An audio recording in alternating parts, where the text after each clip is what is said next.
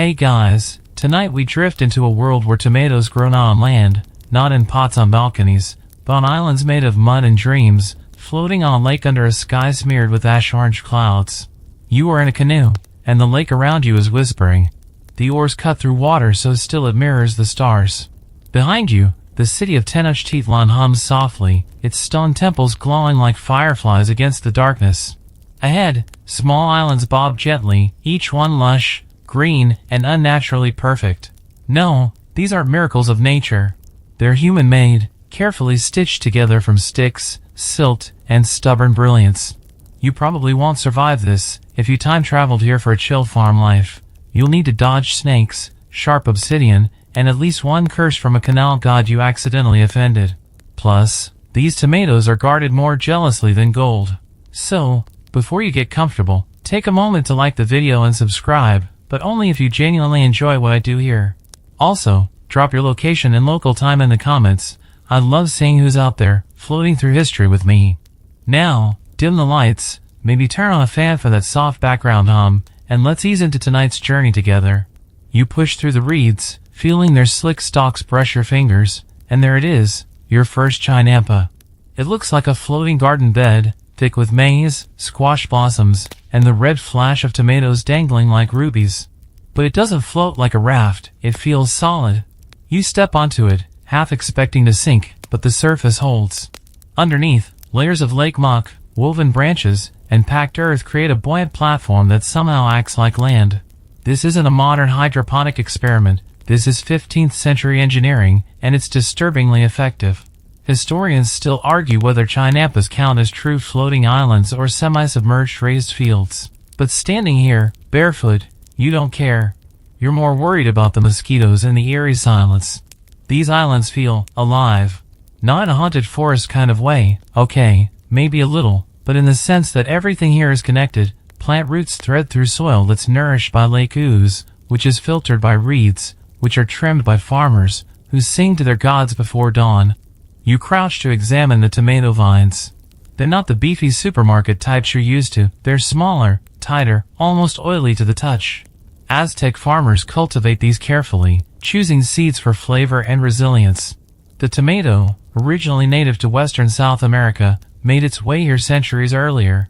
Now, it's a crown jewel on the chinampa, plucked to spice royal soups and temple offerings alike. You wonder, what happens if one of these floating gardens drifts away? That's where the willows come in, planted at the corners of each chinampa. Their roots dive deep into the lake bed, acting like anchors. You pat one of them as you pass, silently thanking it for keeping your new tomato bed raft from becoming a snack for lake monsters. Yes, those exist here too, at least according to a priest you overheard earlier who swore he saw something with feathers and too many eyes. A splash.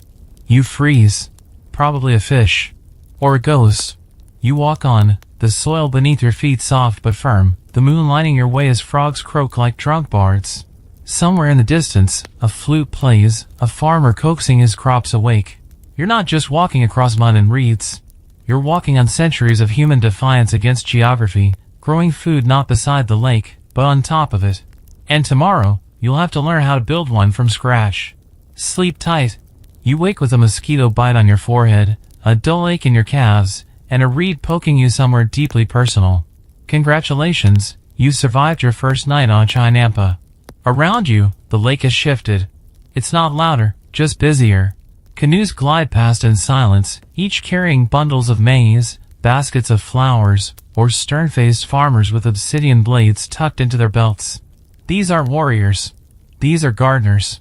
But don't let the calm fool you. These people grow life from water. That's its own kind of power. You kneel beside your host, a sun-browned elder with a back shaped like a question mark and hands like carved stone. He grunts something in Nahuatl and gestures toward the shore. You paddle together to the marshy edge of the lake, where the work begins. First, the reeds, called tule, are cut with blades sharp enough to whisper. You slice through them awkwardly, your modern wrists aching under ancient labor. These reeds will become the bones of the new chinampa. The elder shows you how to weave them into tight mats, like a giant raft. But that's only the start. Next, you drag in lake mud, a glorious, stinking black sludge brimming with nutrients. You slap it onto the reed base, layer after layer, until your arms go numb. Then branches, More mud, more reeds, a bit of compost, which smells disturbingly like fish and something unspoken, and finally, the secret sauce, sediment dredged from the canal beds, rich in algae, duck droppings, and other mystery components. Historians still argue whether these construction methods evolved from trial and error or from some forgotten Toltec knowledge passed down generations. Either way, you're covered in mud and beginning to regret your romantic notions of working the land. But here's the genius. Once your floating slab is built, you plant willow trees at the corners. Their roots will dig deep, anchoring the island. Without them, your garden could float off in the middle of the night, possibly towards Spanish conquistadors or something worse, like a crocodile wedding party. Speaking of crocodiles, the elder warns you with a toothless grin, don't pee in the lake. Not because it's rude, though it is, but because it attracts things. You're not sure if he means spirits, snapping turtles, or just nosy neighbors, but you take the advice seriously. You glance around at other chinampas. Some are smaller, used just for flowers, bright bursts of marigolds and dahlias fluttering in the breeze. Others are massive, the size of soccer fields, growing everything from chilies to herbs to mysterious blue beans. And every one of them started the same way, with junk, with marsh grass, mud, and persistence. Quirky side note, some scholars believe the Aztecs even used woven baskets filled with mud to start mini chinampas before graduating to full platforms, like plant nurseries, on floaties. If that doesn't impress you, remember that the gardens produced 7 harvests a year. Your neighborhood farmer's market could never. You wipe sweat from your brow and glance at your hands. They're blistered, caked in lake slime, and trembling from effort. But there it is, your first chinampa. A little crooked, a bit smaller than intended, but bobbing gently like a boat that believes in you. The elder doesn't smile, exactly. But he grunts in approval, and that's enough. You sit beside him as the sun begins to set again, and he pulls out a pouch of roasted maize. You chew in silence, watching the fireflies return, dancing over the surface of the canals like tiny gods deciding whether your garden deserves rain tomorrow. Behind you, your chinampa waits. Just a pile of mud and reeds. But in this watery empire, it's a beginning. Your third day starts with a soggy sandal, a missed step, and a face full of duckweed. You haul yourself back onto the chinampa with a noise that startles nearby herons, and earns you a chuckle from a passing canoe. Floating garden life, it turns out, is not for the overly dignified. Today, you're learning why these islands don't just drift off like salad rafts in a bowl of soup. The secret lies in their anchors, willows, mud, and the weight of intention. The willow trees, ahijots, aren't there for decoration. Their roots drive deep into the lakebed, acting like natural rebar. As the roots grow, they bind the chinampa's layers tighter to the earth below, turning a floating bed into something that feels almost like land. Historians still argue whether willows were chosen purely for their rooting strength or because they were considered sacred in Aztec cosmology. Either way, you're grateful for them. Without those willows, you'd be drifting straight into a merchant barge full of irritable fishmongers. The elder points to the lakebed and explains how dredging works. Every few weeks, farmers scrape nutrient-rich mud from the canal bottoms and pile it onto their chinampas. This not only keeps the lake channels navigable but also constantly replenishes the soil's fertility. No modern fertilizer needed, just gravity, silt, and very sore backs. Here's a quirky twist. Some chinampa farmers raise tiny edible insects among the reeds, collecting them in woven traps. It's protein, sure, but also a texture adventure. You politely decline when one is offered roasted and salt-crusted. As the sun climbs, you start to see patterns in the water. Each canal is like a vein, pulsing gently with life. Canoes glide through them like blood cells, carrying everything the city needs: flowers for altars, squash for stews, messages between lovers. You realize, this system isn't just about farming. It's about circulation, connection, and quiet control. There are no roads here, only ripples. You try pulling a canoe yourself. It's harder than it looks. You spin in place twice, collide gently with a reed fence, and knock over a basket of tomatoes. A child paddling past yells helpful instructions, mostly consisting of laughter and the Nahuatl equivalent of "watch your left." Eventually, you find your rhythm. The pole thuds into the silted bottom, you push, and the canoe slides forward. It's slow, but there's a strange peace to it, just you, the breeze, and the occasional frog chorus. Around each bend, more chinampas appear, some adorned with shrines, others with drying chili strings or folded banana leaf parcels that smell suspiciously delicious. A new sound filters in, singing. You turn a corner and discover a communal canal cleaning crew, working in rhythmic harmony. They scoop sludge, prune reeds, and sing to keep tempo. You join them, though your voice cracks like a reed flute dropped from a rooftop. Still, no one minds. Community, here, is just as handwoven as the islands. As you help pass baskets of muck, one farmer grins and tells you the story of the Isle of Viajero, the wandering island that supposedly broke free one night and floated all the way to the center of the sacred lake. There, it grew a single, blood-red tomato the size of a baby's head, which priests interpreted as a sign of either war or excellent harvests. Historians, unsurprisingly, still argue whether this tomato tale is allegory, propaganda, or a really committed hallucination. By late afternoon, your chinampa smells sweet, earthy, sun-warmed, and just a little fishy. You sit cross-legged beside your tomato patch, watching their glossy red skins swell under the golden light. Will they survive? Who knows? But thanks to willow roots and bottom mud, you've given them a fighting chance. The lake laps quietly at the edges, as if nodding in approval. You're jolted awake by the warble of morning doves and the slap of a paddle against water. A cool mist still drapes over Lake Texcoco, softening everything, shapes, sounds, your still sleepy thoughts. The sun hasn't broken the horizon yet, but already, the lake is alive. Canoes shuffle past like silent shadows, and somewhere, someone's already roasting maize. You blink, yawn, and stretch, careful not to roll off the edge of your chinampa and into the drink again. It's time for your first full morning as an Aztec farmer. You begin by checking the tomato vines. They've survived the night, no frost, no theft, no wandering iguanas. The leaves are dewy and proud. You whisper a little thank you under your breath. The old man laughs from his neighboring chinampa. You're talking to plants now? You don't answer, mostly because your mouth is full of roasted amaranth he tossed you like a snack bar. This is when the real work begins. You kneel down and start pruning. You've been handed a tool, a sharp sliver of obsidian with a handle wrapped in soft bark. It cuts through the stem like butter. There's a rhythm to it, snip, lift, rebury. Tomatoes here aren't staked. They're tucked lovingly into mounds of lake soil, and some farmers even tie them down with strips of maguey fibers so they don't flop into the canals. As the mist lifts, other farmers emerge, one woman humming as she ties up squash blossoms, two boys balancing baskets of beans between them. A girl paddles by with her dog riding shotgun. The community unfolds slowly, quietly, with the same grace as the sunrise. Your task shifts to watering, and that's where the chinampa shines. You don't need elaborate irrigation, the lake is right there. You just ladle water from the canal with a gourd scoop and gently pour it into the base of each mound.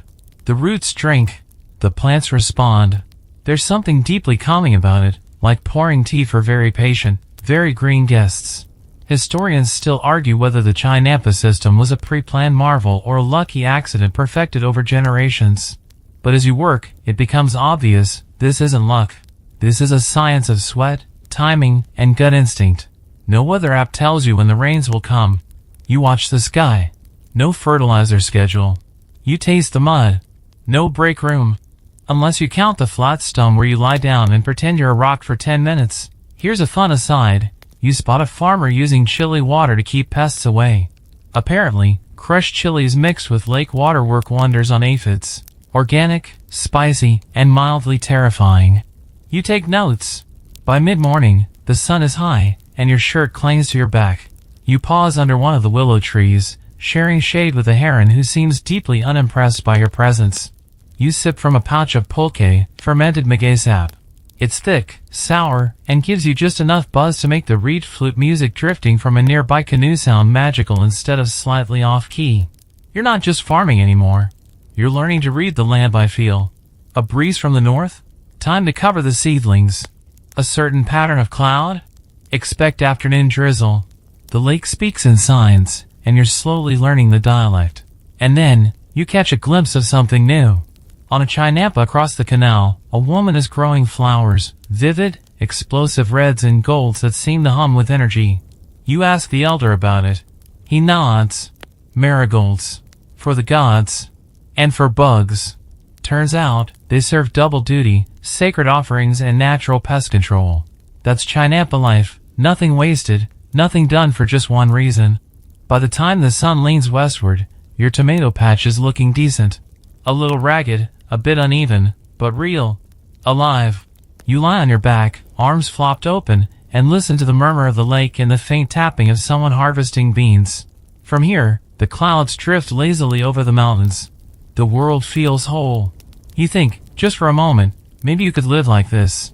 You're elbow deep in tomato vines when a boy no older than 12 paddles by, holds up a ripe, gleaming red fruit, and yells, "This fed the emperor." Then he cackles and disappears down the canal, his laughter echoing like a flute solo with too much attitude. You blink, slightly stunned, and glance down at the tomato in your own hand.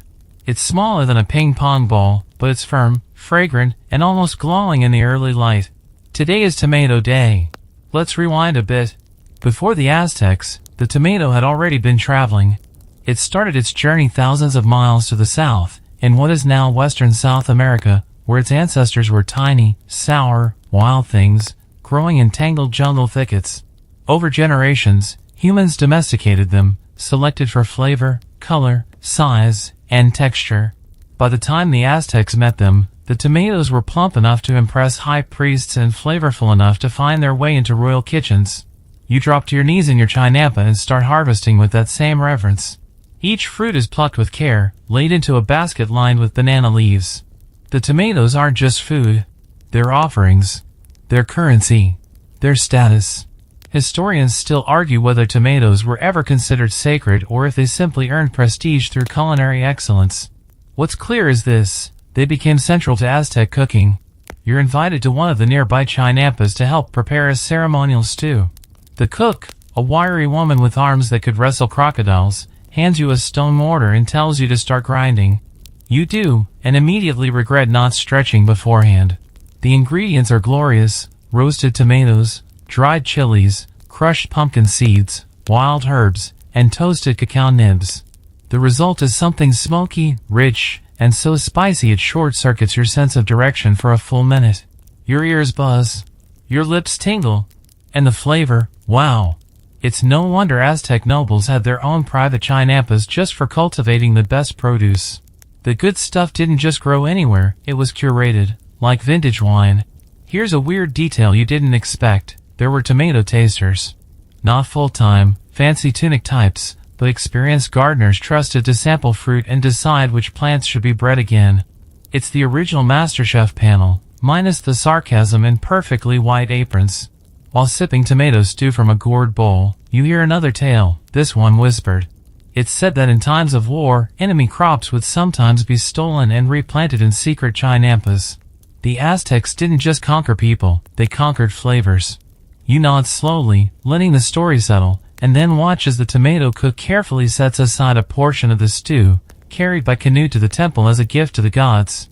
It's not just calories. It's communication. The gods gave you soil, rain, and sun. You give back tomatoes, chilies, and sweat. Later that day, you join a small ceremony on a flower-covered chinampa. Priests chant. Incense curls into the sky. And in the center, on a woven mat, lies a pyramid of tomatoes. Red as blood, round as moons. Their scent carries across the water, rich and warm. For a moment, you swear the lake holds its breath. It's funny how something so ordinary today was once so powerful. You think about your last grocery store tomato, mealy and flavorless, and feel a pang of guilt. Here, this fruit is treated like a jewel. Not because it's rare, but because it's alive. It grows only if you understand the balance: mud and sun, water and ash, giving and taking. As dusk approaches, you return to your chinampa with a small pouch of tomato seeds, gifted by the cook. You plant them with care, fingers steady, breath slow. Not for you. For the future. You sit back as frogs begin their night songs. And somewhere, a boy is still paddling, still laughing, still claiming tomatoes fed emperors. You smile. Maybe they did. Your hands are stained with tomato pulp. Your arms ache in places you didn't know had muscles, and your calves have declared independence. But there's no time to rest, because today, you're navigating the canals. Not as a tourist. As a lifeline. You step into a canoe that's more slender than it looks trustworthy. It wobbles under you like a startled duck, but you regain balance and push off with your pole, gliding into one of the countless green-banked arteries of Lake Texcoco. The water is glassy, disturbed only by your wake and the soft rustle of tule reeds brushing your shoulders. It's silent in that eerie way nature gets when it's waiting for something to happen. Around you, the canals stretch like veins on a giant palm. This isn't just scenery. It's the beating heart of a living system. The chinampas are randomly scattered. They're laid out in grids, separated by these channels, each just wide enough for 2 canoes to pass if neither farmer's in a particularly territorial mood. Historians still argue whether this precise layout was born of centralized planning or slowly evolved from communal land division. Either way, you're paddling through something astonishing. It's transportation, irrigation, drainage, and communication, all at once. You pull alongside a vendor canoe, bobbing under the weight of marigolds, squash, and honey in tiny clay pots. The vendor, a sharp-eyed woman with a braided crown of flowers, offers you a chili-stuffed tamale the size of your palm in exchange for 3 tomatoes and a joke. You hand over the tomatoes. The joke is questionable. She laughs anyway. Further ahead, a barge drifts by, piled high with reeds and compost, bound for new chinampa construction. 2 young men steer it, singing off-key. A canoe decorated with jade beads glides past, carrying a noble's messenger, holding a painted gourd that probably contains a very fancy invitation to a banquet you will never attend. You wave anyway. He ignores you. Politely. You pause under a bridge made of lashed wooden branches, where a few kids are fishing with homemade lines and bits of tortilla. They pull up a slippery fish that's somehow both ugly and beautiful, and they cheer like they've just discovered fire. There's a rhythm here. A pulse. Canoes bump. Farmers trade greetings. A dog howls from somewhere. You begin to realize that in a city built on water, movement is different. Time flows differently. Even gossip travels by canoe, 1 paddle stroke at a time. Here's a quirky fact. Some families had specific canoe routes to school, like watery school buses. And yes, sometimes the kids faked getting lost so they could spend extra time fishing or flirting between the reeds. Human nature, undefeated since forever. You round a bend and see something unusual, a reed fence with red cloth tied at each post. The elder told you about this. It means a plot is under quarantine. Not for disease, well, not human disease. It's for blight. When crops turn yellow too early, when the soil smells wrong, when the bugs swarm without invitation, that chinampa gets marked and left alone. You drift by quietly, as if not to disturb it. Further down, a pair of old men are deep in conversation, debating, you gather, about canal depth regulation. One wants to dredge more often. The other says the moon's wrong for it. Neither is budging. You nod respectfully as you pass. This is where you learn another truth. Water diplomacy is real, and feuds over canal access have lasted longer than some royal bloodlines. You stop for a moment at a fork, unsure which way leads home. The canals all look the same, sun-dappled, reed-lined, hypnotically winding. But then you spot something, a trail of crushed marigold petals in the water. A signal, maybe. Or a trick of wind. Either way, you follow. Eventually, your chinampa comes into view. A little patch of floating earth, tomatoes shining like lanterns in the dusk. You tie off your canoe, step out, and stretch until your spine pops like dry twigs. Your legs are soaked. Your hair smells like algae. You're grinning. Because today, you didn't just travel. You moved through a system older than maps, older than roads. You learned to read ripples instead of signs. You became part of the pulse. And tomorrow, you might just get the joke right. You wake up to the sound of a blade slicing through banana leaves. It's not an attack, relax, it's just breakfast prep. The elder has been up since who knows when, already trimming chili stalks and muttering to his squash like they owe him rent. You stretch, scratch your mosquito bites with dignity, and head over to see what the day's lesson is. Today's theme? Tools. But not just any tools, Aztec garden gadgets that somehow manage to be both brutal and elegant. He hands you an obsidian blade, more like a razor-sharp shard, fastened to a wooden handle wrapped in fiber. It's light, almost weightless, but it glints like it's been thirsting for weeds since the last eclipse. You test it on a piece of old maize stalk and it slices clean through. No serrated nonsense here. Just volcanic glass and craftsmanship that'd make your modern scissors blush. You spend the morning trimming, shaping, and harvesting. Every move has a reason.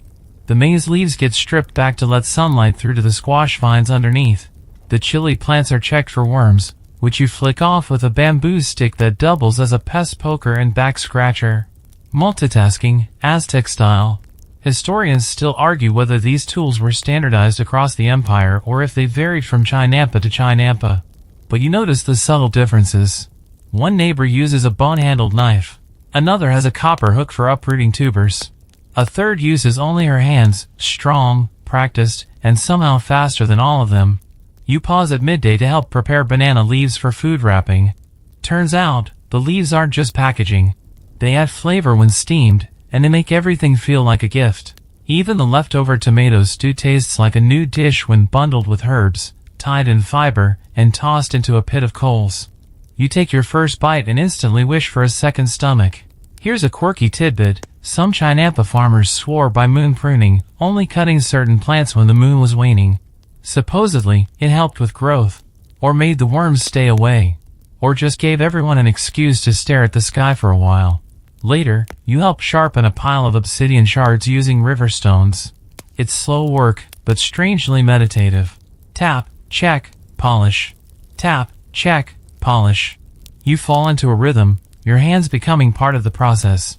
You nick your thumb once, just enough to see red, and the elder tuts but doesn't scold. Good tools ask for respect, he says. You nod like you totally knew that already. By afternoon, your tool belt is heavier than expected. You're carrying a pruning blade, a digging stick, a fiber coil, and, why not, a gourd ladle just in case. It's oddly satisfying. Like leveling up in a video game where all the power-ups are made from trees and rocks. You finish the day with a trip across the canal to a flower-growing chinampa. The owner lets you use a reed brush to dust pollen between blossoms. It's delicate work, more art than agriculture. She watches you carefully, then nods. Approval. It feels like a gold medal. You paddle home under a pinkening sky, your canoe loaded with fresh squash, hand-cut herbs, and an absolutely overconfident grin. The lake reflects everything like a mirror, your chinampa, the willows, your tired hands, and maybe even a version of you that knows what they're doing. You lie down in the soil, eyes heavy, heart steady. You didn't just survive today. You worked it with obsidian grace. You wake up to soft drumming. Not war drums. Don't panic, it's just rain tapping gently on the banana leaf shelter you threw together last night. The lake is calm. The air smells like soaked earth and crushed flowers. It's going to be a good planting day. Today, you're learning the ancient art of making plants behave like roommates who actually get along. The elder calls it Melpa, but you've heard it referred to as the Three Sisters system, a sacred trio: maize, beans, and squash. Planted together, they don't compete. They collaborate. You crouch beside a fresh mound of soil and start with the maize. You plant the seeds first, because corn is the scaffolding. It grows tall, straight, proud, your first sister, the big one who stands guard. Once the stalks are up, you plant the beans. These clever little vines will climb the maize, wrapping around it like ivy on a temple column. That's sister number 2, quiet, clingy, but brilliant. She fixes nitrogen in the soil, feeding the family. Then comes squash. Planted at the base, she sprawls out like a sleepy cat, covering the soil with her broad leaves, keeping moisture in and weeds out. The squash is the youngest, maybe, but she holds everything together. A ground-hugging hug, if you will. Historians still argue whether this system was discovered deliberately or stumbled into by accident. But once learned, it became the gold standard, an ecological recipe passed from mouth to mouth, generation to generation. You get into a rhythm, press, drop, cover, press. And while you're focused, you almost miss what's happening around you. Birds flit through the willows. Dragonflies dance over the canal. A dog barks in the distance, probably chasing another dog with a tamale in its mouth. It's all happening at once, effortlessly alive.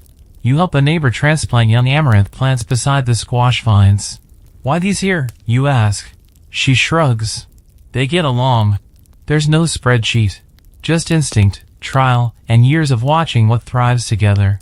Companion planting is less like science and more like matchmaking. Some crops make each other better. Others need a little space.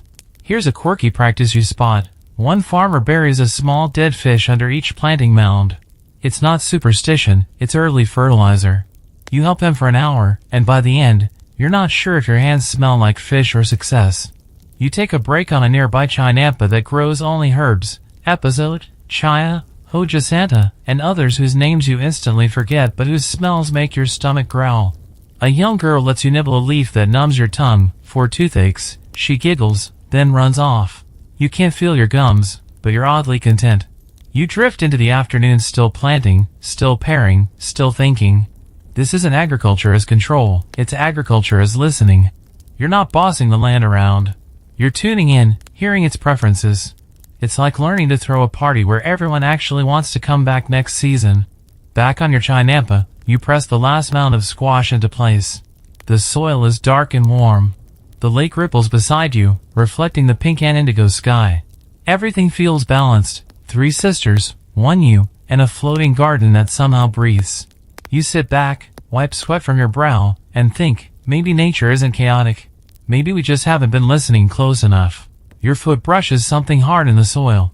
You dig it out carefully and discover a chipped obsidian blade, long buried beneath the roots of a squash plant. It glints at you like a wink from the past, one more reminder that this place, however peaceful now, hasn't always been so serene. Because today, you're learning the less fluffy side of chinampa life, how to protect it. Not from pests. Not from weeds. From people. The elder takes you to the edge of the lake where the chinampas begin to blur into open water. It's quieter here, but not empty. You spot lookout platforms made of reeds and poles. One man stands on top with a sling at his side, staring out over the mist like he's waiting for someone he doesn't want to see. Historians still argue whether chinampa defense was organized through local community patrols or mandated by regional lords. What's certain is this: these gardens were valuable, and anything valuable needs guarding. Your guide explains that at night, certain chinampa owners would place sharpened stakes just under the waterline around their crops. Not visible, but effective. He grins when he says it. You shift a little farther from the water's edge. Here's a quirky one. Some farmers tied loud clay rattles to vines, so if anyone tried to sneak through their garden under cover of darkness, the rattling would give them away. Primitive alarm system? Yes. Extremely satisfying to imagine? Also yes. You meet a few of the guards, ordinary men, faces weathered by sun and life, gripping spears tipped with obsidian shards. They're farmers, but they've trained for trouble. They remember raids. They've seen gardens burned. Chinampas may float, but they don't flee. One of them shows you his weapon stash, a club wrapped in leather and a woven net for tripping invaders in canoes. Fast in water, he says, tapping his temple. Faster in mind. You're invited to join a nighttime patrol. You accept because, well, you're curious and mildly overconfident. The moon rises, big and smug above the lake. You pull slowly through the canals, eyes scanning shadows, every creak of the canoe making your stomach twitch. It's quiet, but tense, like the lake is holding its breath. Then, a splash. You freeze. Everyone does. Just a bird, or maybe a very clumsy fish. But the tension stays. No one speaks. The air is thick with old fears and fresh memory. You finally exhale when the canoe returns to your home chinampa. The guards don't speak of what they've seen in detail, but one nods to the stars and says, "We remember the ones who tried." Tried what, exactly? You don't ask. Maybe conquest. Maybe theft. Maybe just trespassing where they didn't understand the rules. Your elder reminds you, this place feeds Tenochtitlan. To harm it is to harm the empire. And it's true. The floating gardens aren't just food factories. They're economic powerhouses. Political assets. Cultural arteries. Losing a chinampa isn't just a loss of tomatoes. It's a weakening of the whole system. As you sit on your chinampa that night, you find yourself tracing your fingers along the edge of the obsidian blade you unearthed. Still sharp. Still dangerous. Still here. You glance at your plants, swaying gently in the night breeze. You started thinking of them as yours. Not just the tomatoes or maize, but the whole chinampa. And you finally get it. Why they protect this place with more than fences. Because this isn't just soil and water. It's identity. The rain has stopped, leaving behind the kind of morning where the clouds still hover low and everything smells like wet stone and crushed leaves. Today, your chinampa is quieter than usual. Even the frogs seem to be whispering. That's when the elder appears, holding something curious, a bundle of maize cobs, each wrapped tightly in banana leaves and tied with red string. "You're coming to the temple," he says, as if it's not a big deal. You follow, of course. The canoe ride is slow, almost ceremonial. You glide past floating fields heavy with beans and flowers, past women washing herbs in the shallows, past reed shrines decorated with skulls and woven birds. The air is thick with smoke from incense burners, and from somewhere nearby, the slow, rhythmic beat of a drum begins to stir the water beneath you. The temple isn't massive. It rises from a solid chinampa, flanked by willows and draped in garlands of marigold. You step onto the platform and feel the change immediately. The ground here hums. The kind of hum that's not sound but sensation, like when a thunderstorm is close but hasn't spoken yet. Inside, a priest is burning copal. You cough gently and are handed a cloth soaked in mint to hold under your nose. Consider it. Around you, there are offerings of squash, dried fish, and carefully peeled cactus fruit. And right in the center, tomatoes. Dozens of them, piled high, gleaming under the flickering torchlight. Bright red, heart red. Historians still argue whether the chinampas were aligned with religious calendars or whether farmers simply prayed often out of habit and fear. But here, watching this priest whisper to the tomatoes like they're his children, you believe they meant it. You're invited to take part. The elder presses a cob of maize into your hands, and you kneel beside the others.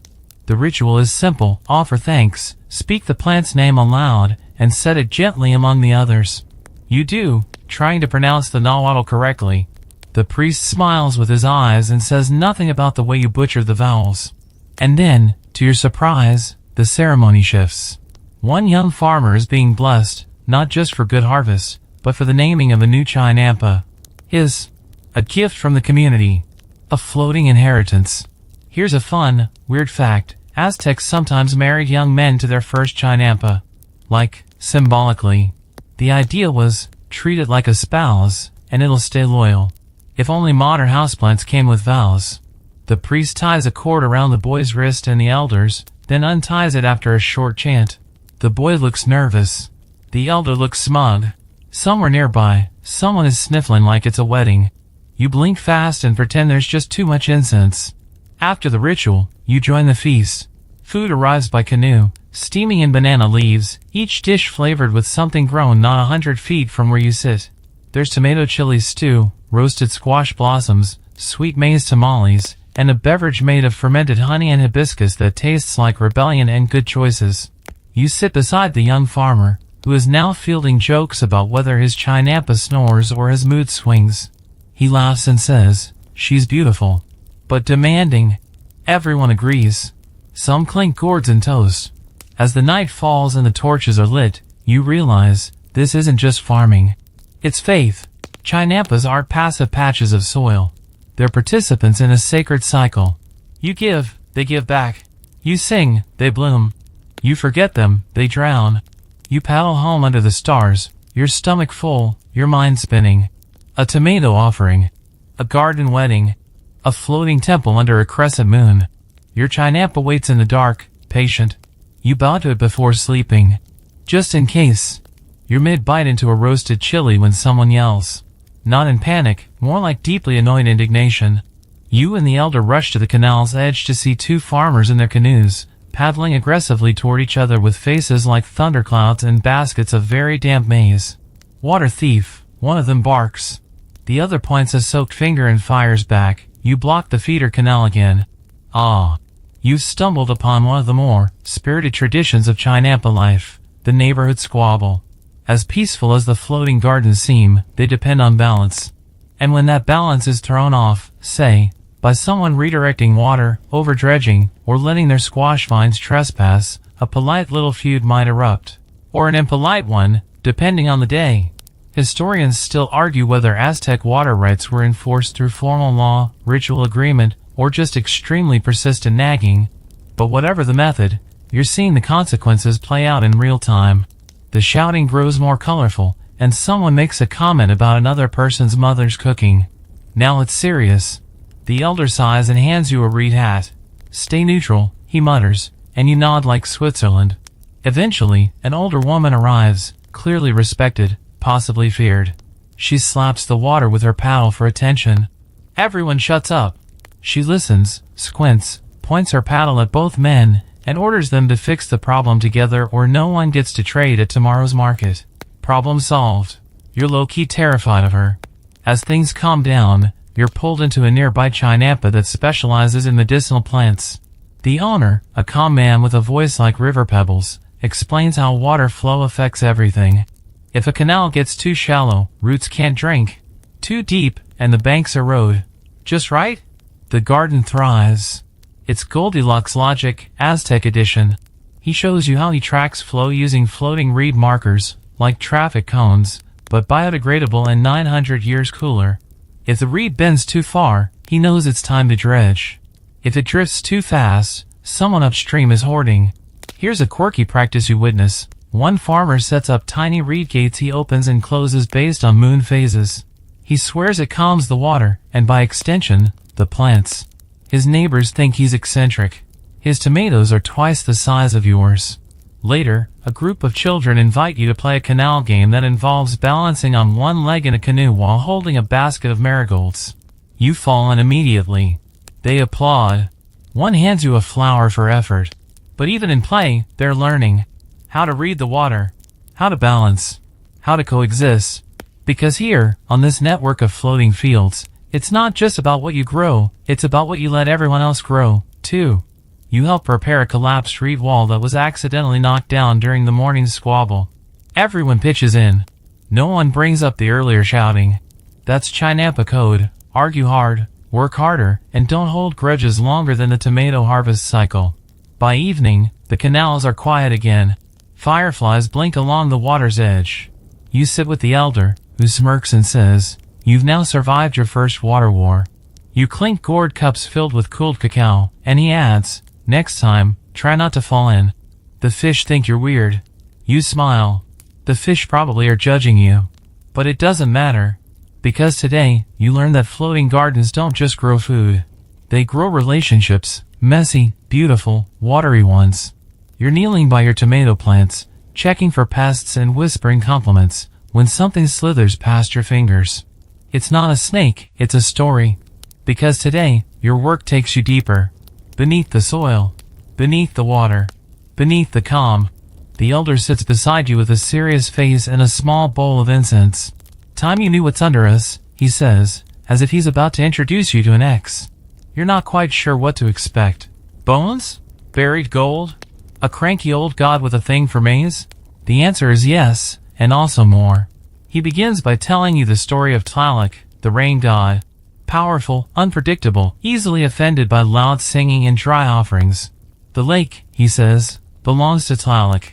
The chinampas merely borrow its surface. When he's angry, the elder whispers, he sinks the gardens. You nod slowly, unsure if you should continue composting today or prepare an apology bouquet. Historians still argue whether Aztec farmers truly believed spirits lived beneath the lake or whether it was a poetic way to explain soil loss and seasonal flooding. Either way, the myths are sticky. They cling like lake mud. You're invited to help dredge a canal that's become sluggish. You step into the water, feet sinking into silt so fine it feels alive. With flat baskets and slow scooping, you lift the bottom one layer at a time. But with every haul, you find things. A piece of broken pottery, a bead, a fish spine, a carved bone comb. Objects, discarded or forgotten, now part of the canal's hidden memory. You pause, hold up a small figure carved in stone, maybe a deity, maybe a toy. The elder shrugs. The lake keeps secrets. Later, a girl tells you about the Ahutzotl, a water creature with hands like humans and a voice that mimics babies crying. Supposedly, it drags people into the depths if they fish without permission. You laugh nervously. She doesn't. Here's a truly odd practice. Some farmers make offerings into the canals before big planting days. Tiny bits of cooked maize, crushed flower petals, even whispers. Not to be seen. Just to be heard. To keep the underlake happy. You drop in a few tomato seeds, just in case. As the day wanes, you visit an older chinampa that's half collapsed. No one farms it anymore, but a few sunflowers still grow wild there. The elder walks you through it like a museum. This one drowned in the Great Flood, he says.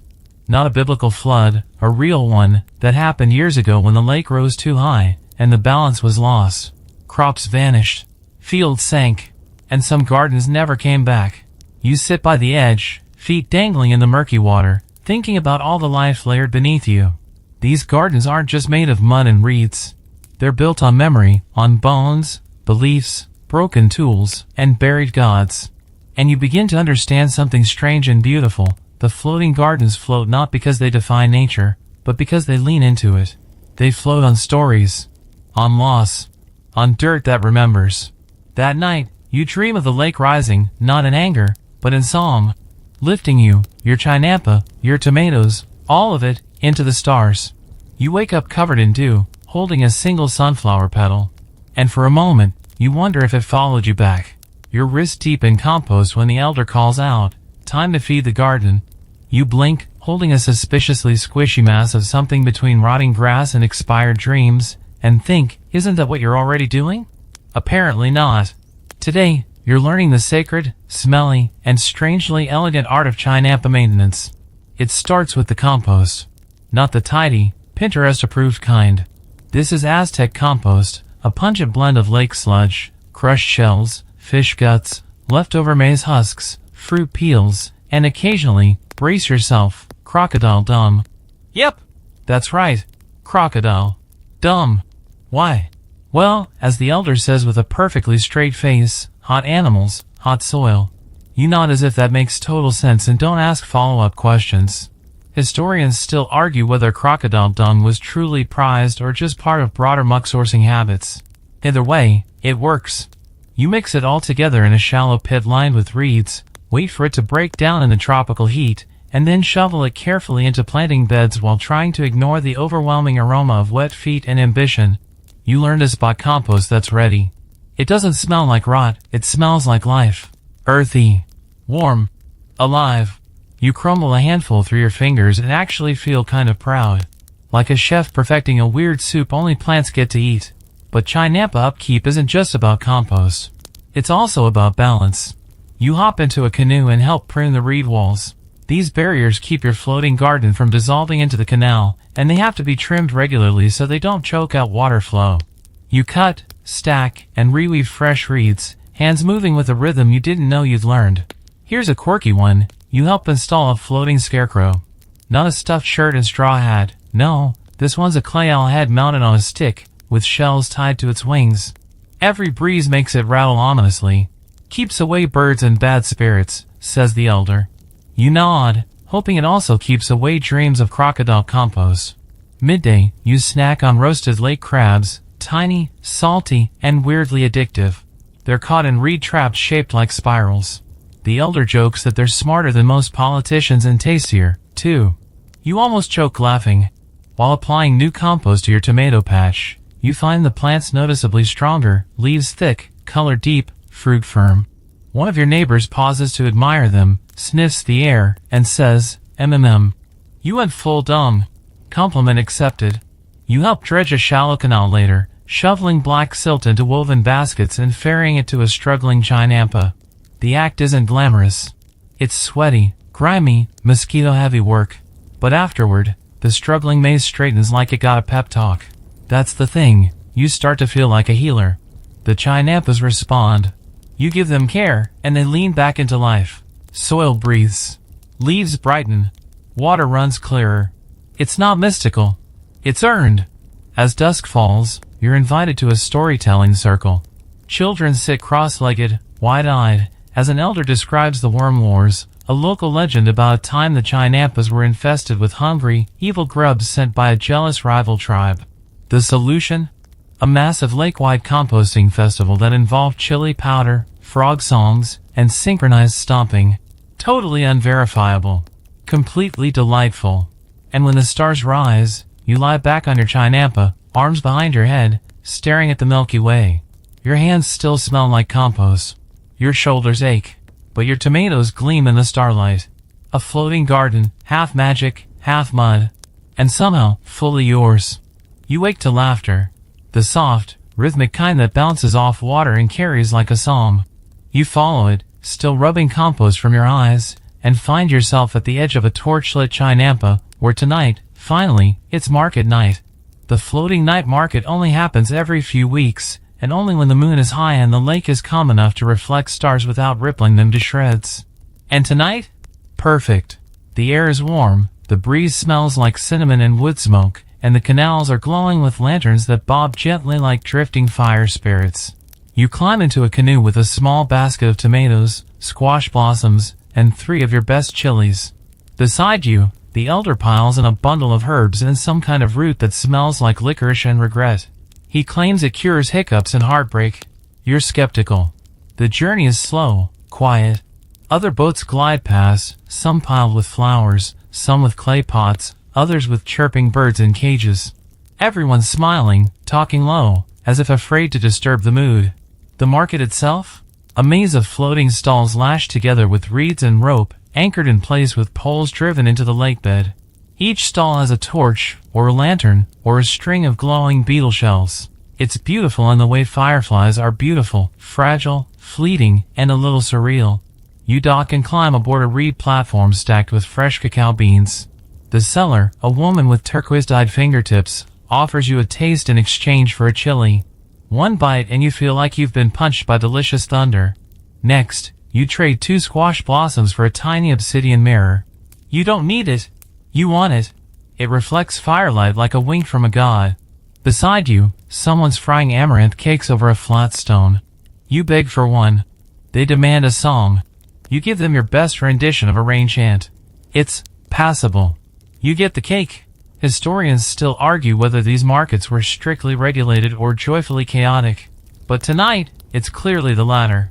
Someone's playing a bone flute. A child is dancing with a duck. Someone else is bartering roasted crickets by the handful. No one seems stressed. Everyone is present. Here's a quirky practice you spot. Some chinampa families bring small bundles of herbs and tie them to market poles as good luck charms. The elder whispers it's part blessing, part subtle advertisement. If the gods like your bundle, maybe they'll like your beans too. You help a girl carry a heavy basket of tomatoes to her grandmother's stall. In return, she braids a marigold into your hair and declares you honorary chinampero.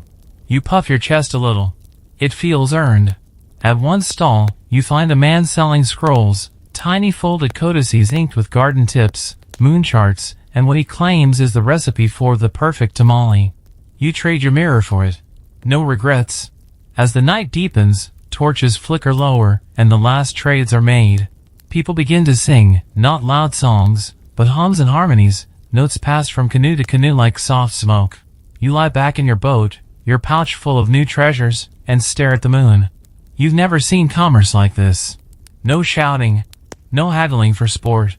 Just floating, trading, living, and the belief that what you grow with care is worth something, not just to you, but to everyone.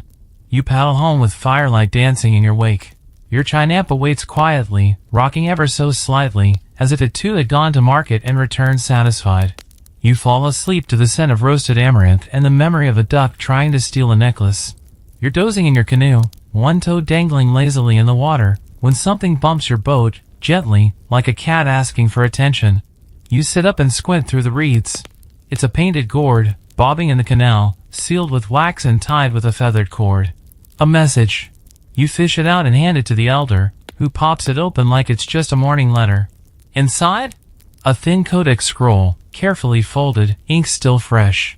He reads it silently, nods once, and says, "We're going to see a few old tricks today." You paddle toward a small cluster of chinampas further east, older plots, less flashy, rumored to have once belonged to the scribes and priest engineers. Their gardens look different, denser, more layered, like every inch of soil has been asked to multitask. Waiting for you is a gray-haired man with hands stained blue from some long-forgotten dye.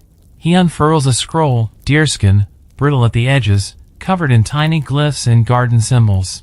"Old notes," he says, tapping the page. "Ancestors knew things. Not all written in words." You spend the day decoding ancient hacks. One drawing shows how to twist maize roots to encourage thicker stalks. Another details how planting chilies near lake eels can bless the ground. You try that one. The eel bites you. Everyone laughs. Blessings sometimes sting, apparently. Historians still argue how accurate these codices were, whether they were manuals, myths, or magical thinking. But here's the truth, they worked. The scrolls capture a worldview where farming isn't just digging, it's storytelling. Each chinampa becomes a living sentence, and every planting choice is a word.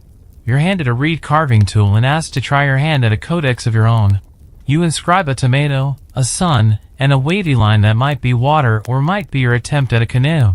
Either way, the old man nods. You're shown a memory garden, a chinampa divided by theme, one plot for love, another for grief, one for good luck, and one for recovery. Each section grows plants linked to those emotions. Marigolds for remembrance, basil for protection, wild sage for clarity. You touch each leaf gently. Some warm your fingers. Some chill your skin. One makes your thoughts slow to a pleasant crawl. Quirky fact, some farmers inscribe symbols into the trunks of their corner willows. Not initials, glyphs. Half diary, half spell. Some marks mean plenty, others protected. One chinampa you pass has a symbol for laughter, and you swear its squash looks extra smug. Back at your plot, you're inspired. You craft your own glyph and press it into the bark of your largest willow.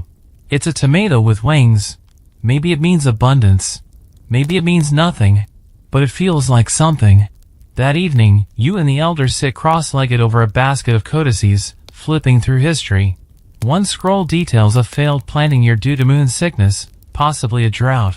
Another records a rare fish caught by mistake that brought good fortune, or indigestion, it's unclear. The oldest is just a map of chinampas with "Don't plant here" marked in red. You don't ask why. As the moon rises, you lay your scroll beside the others. Your own mark in the floating archive. Because tonight, you didn't just work the land. You wrote yourself into it. You wake up to drums. Not war drums this time, relax again, but celebration ones. The sound bounces over the lake like a heartbeat with better rhythm than yours. The elder leans over your canoe with a rare grin. Rain's coming, he says. Time to dance it down. Today is part farming, part festival, part plumbing lesson disguised as choreography. You arrive at a wide communal chinampa where villagers are already gathering, faces painted, arms full of marigolds, and children balancing bowls of flower water on their heads for reasons no one can properly explain. The air crackles with excitement and the scent of damp ash. The rain ceremony is half practical, half performance. You begin with actual work, clearing the aqueduct paths and ensuring the feeder canals are open and debris-free. It's the chinampa version of cleaning gutters before a storm. You dredge silt, tug away dead reeds, and flush small channels with buckets of water while trying not to splash anyone's ceremonial outfit. Once the plumbing part is done, the theater begins. A circle forms, drums thump, and dancers appear, their clothes woven with reeds and bells that chime like falling rain. You're pulled into the circle by a laughing boy who paints a dot of blue on your forehead and says, "Now the sky knows where to aim." Historians still argue whether these ceremonies were more spiritual than strategic, or just a clever way to keep irrigation systems from collapsing.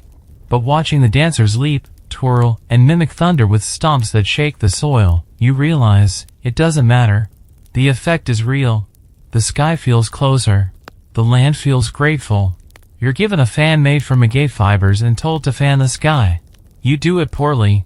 No one cares. Someone throws flower petals in your direction and yells more joy. You oblige with a cartwheel you instantly regret.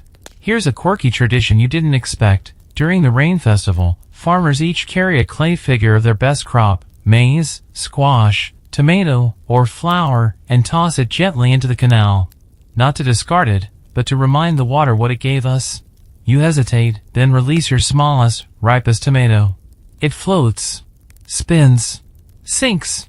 You feel strangely proud. A priest steps forward with a shell horn and blows it toward the east. A silence follows.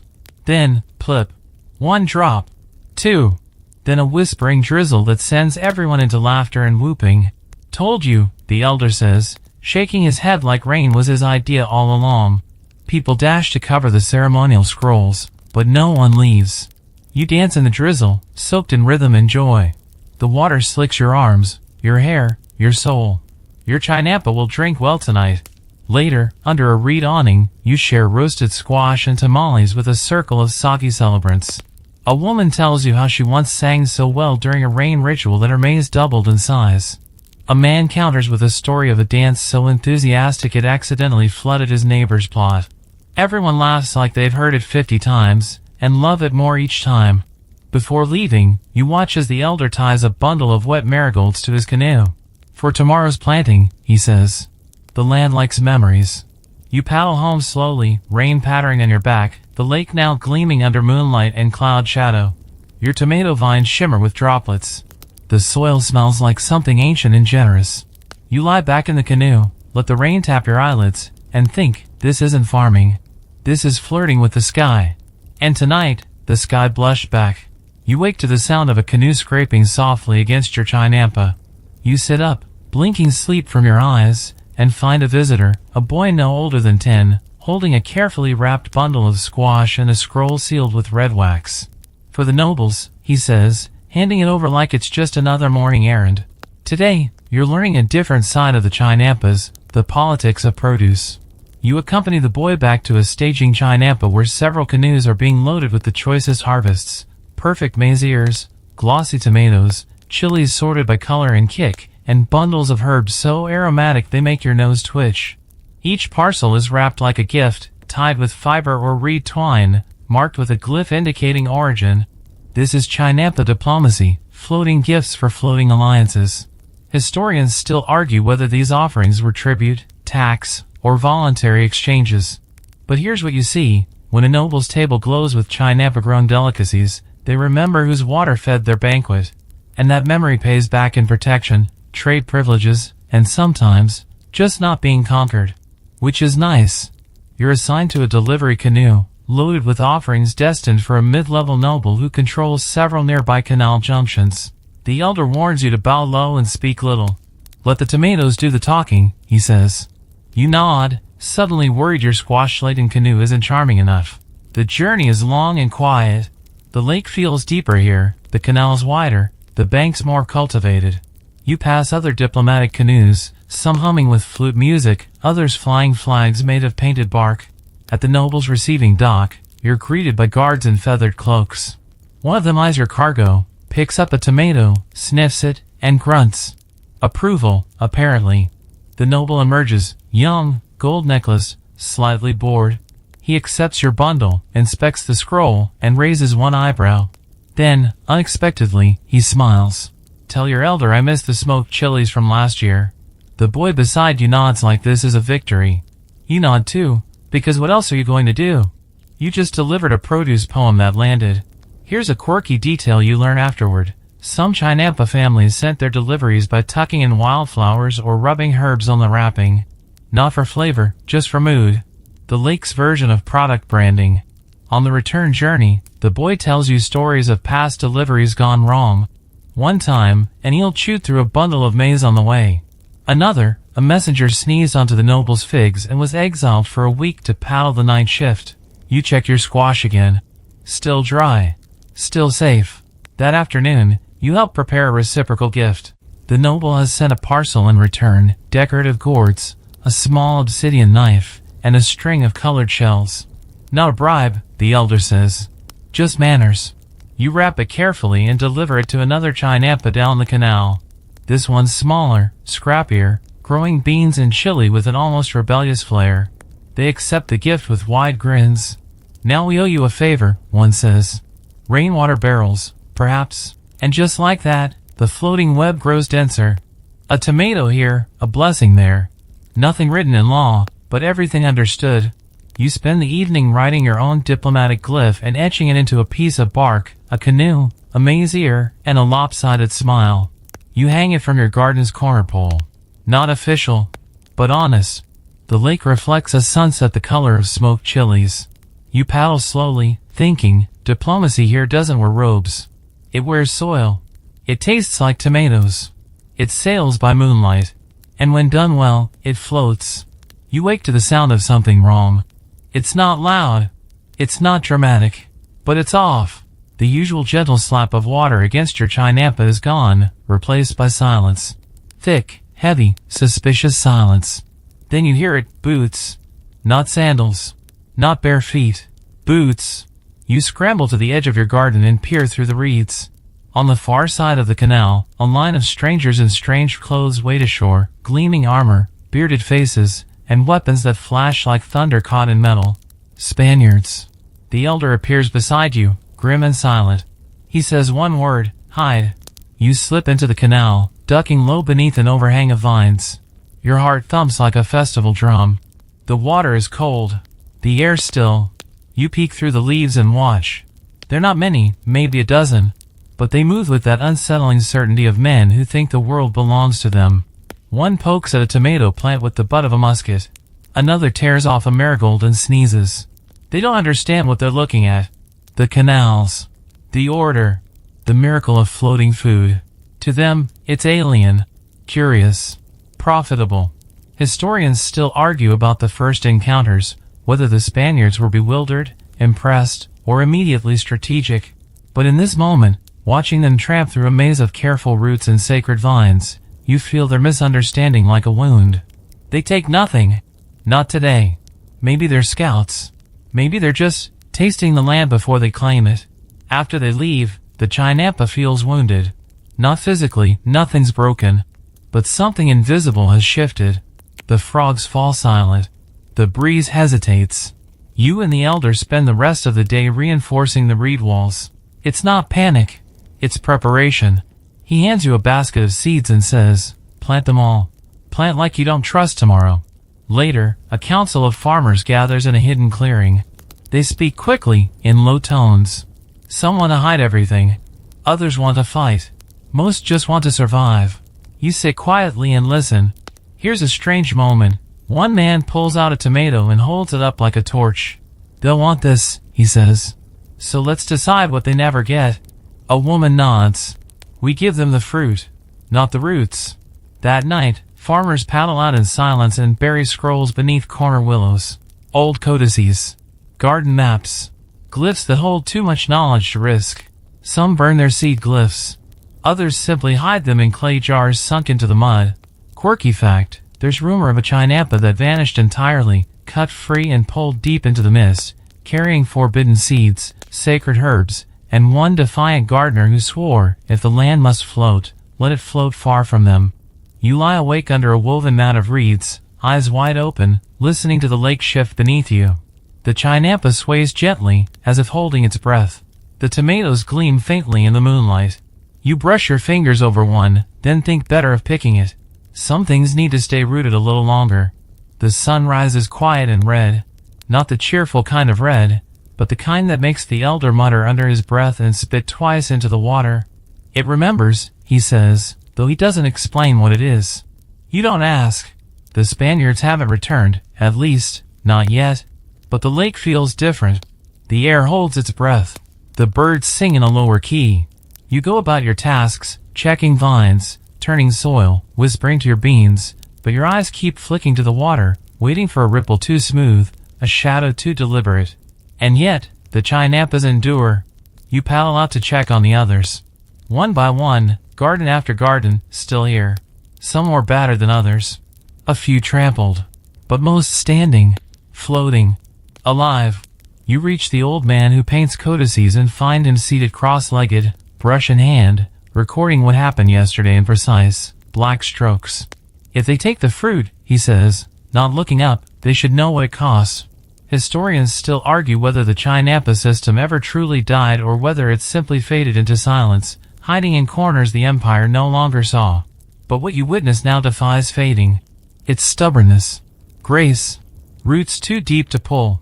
There's a chinampa you hadn't visited before, rumored to be cursed, though more likely just remote. You find it overgrown but untouched. Tomatoes still climb along their reed trellises. Flowers still burst in orange and gold. You leave an offering of water and a marigold braid at its edge. Not for protection. For memory. Here's a quirky survival technique. Some farmers disguise their chinampas by flooding the outer rows, making them look like part of the lake. It's clever. It works. One Spaniard canoe passed right by it yesterday, never realizing the maze beneath the water was planted, not wild.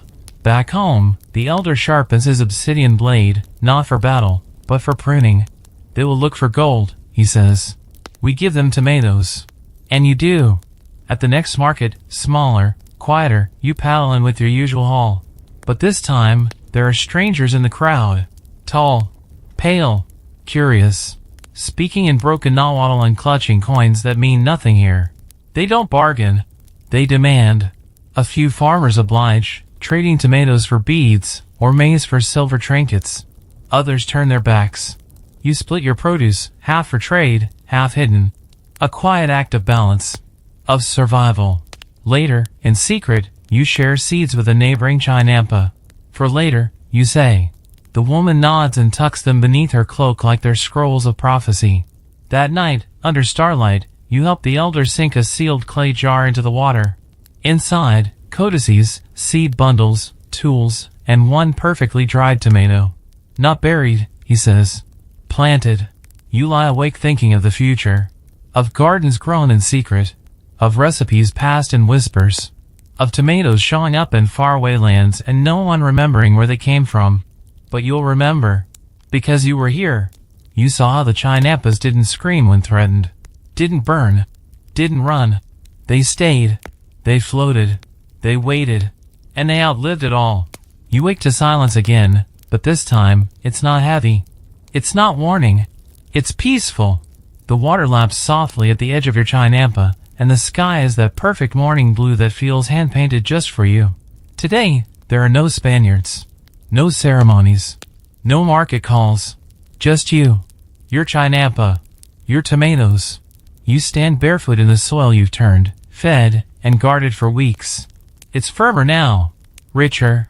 You notice tiny mushrooms pushing through in the corners, bees bumbling lazily among the squash flowers, and your willow trees rustling like they're telling jokes only the wind understands.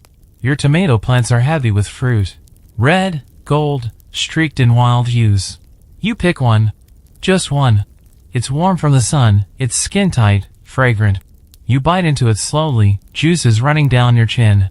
It tastes like sunlight, sweat, mud, and something older than words. You sit in the canoe and paddle slowly through the now familiar canals, passing neighbors who wave with muddy hands and tired smiles. No one says much. But there's a rhythm, a hum, like the lake itself is breathing. Healing. You visit a chinampa where a child, your tomato delivery companion from before, is now tending to his own little patch. It's crooked, tiny, ambitious. He waves you over, proud, offering a bean pod like it's gold. You accept it with the gravity it deserves. Here's something sweetly strange. A farmer down the canal has braided chili stalks into the shape of a sun. For luck, she says. You suspect it's also for beauty. In chinampa life, those are often the same. You paddle past memory gardens, codices strung between trees, new seedlings poking up where once there was only silence. This isn't a museum. It's a rebirth. Historians still argue how long the chinampas lasted after conquest. Some say decades, some say centuries. But you've seen what they never quite capture, the soul of the system. It wasn't just a method. It was a way of being. A culture of floating resilience. As evening falls, you return home. Your chinampa catches the last of the light like a stage. You stretch out on the earth, arms wide, breathing in the smell of water, compost, and tomatoes. You've floated through centuries. You've grown more than food. You've planted memory. The wind shifts. A single marigold petal lands on your chest. You smile. Because you know now. Gardens can float, but roots remember. So now, close your eyes and let your body rest like the chinampa beneath you, soft, held, and gently swaying on waters that have known so many mornings, so many nights. You're not rushing anymore. The air is still. The stories have slowed.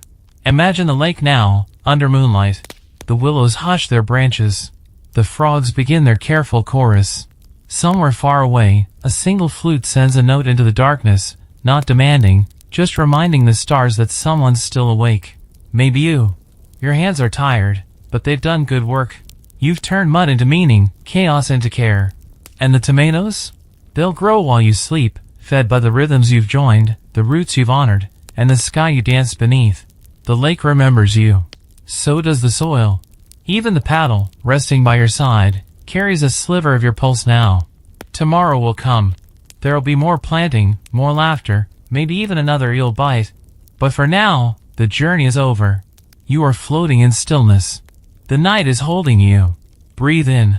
The reeds don't need you right now. The beans can wait. The codices are safe. Breathe out. You've traveled far, without leaving the water. The chinampa rocks gently beneath you, and the lake sings you to sleep. Sweet dreams.